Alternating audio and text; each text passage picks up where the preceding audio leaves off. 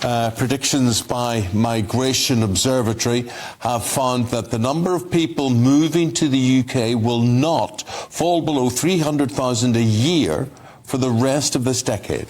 Yes, these figures mean immigration numbers to the UK would remain the same level as before the Brexit referendum, and this is despite the Prime Minister calling last year's figures too high. The Foreign Secretary is on Peace Watch in the Balkans today. He's attending a summit in Albania aimed at maintaining stability in that region. Executive Director of Migration Watch UK, Dr. Mike Jones, joins us now. Mike, politically, this is terribly bad news for, well, whoever is going to be the sitting government, particularly the Conservatives, who've said that, you know, getting migration down is a main aim for them. Yes, indeed. And I have enormous respect for the authors of the report, Madeleine Sumption and Alan Manning. They both try to approach the issue in the most dispassionate way possible. But actually, I believe their projections are overly optimistic. I'd be surprised if the net migration figures came below 300,000, simply because they assume that student emigration will remain at around 80%. But Robert Jenrick has said that the number of people staying here long term is around 40%, and he gets that data from the ISA database. There are also assumptions about asylum levels remaining the same as they are now, but I would question that. But Mike, when you say student migration at 80% and other migration at 40%, are you talking about off the 300,000 figure?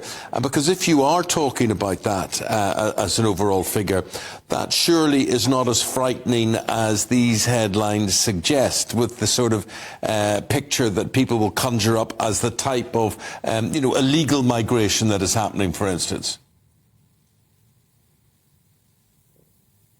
Well, obviously there's a difference in terms of human capital between legal student migration and irregular migration. But I actually think the levels of illegal migration could increase. You've got to remember the Conservatives are unlikely to win the next general election. The Labour Party have said they will not support the Rwanda plan. They will water down the Illegal Migration Act. And essentially, they've embraced a sort of quasi-resettlement program with the EU. And given what's happening across the Mediterranean, the Bosphorus Strait and the Balkans, the number of illegal migrants entering the UK could actually increase. Although Labour would deny it's any sort of quasi-quota with the EU, again, we've asked them that specific question, and they're always at pains to say that is not in their plan. You would dispute that, would you? Yes, I would. Quotes from other members of the Labour Party have pretty much confirmed that there's some sort of deal with the EU in place. And, ultimately, the EU is not going to accept a returns programme from the United Kingdom unless there's a quid pro quo element to it.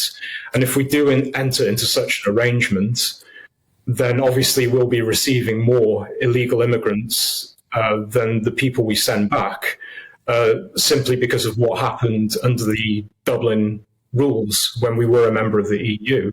That was weighted very much against the interests of the UK. And as a non-EU member, we would have considerably less leverage. OK, Dr. Mike Jones, we'll leave it there. Mike is the Executive Director of Migration Watch UK.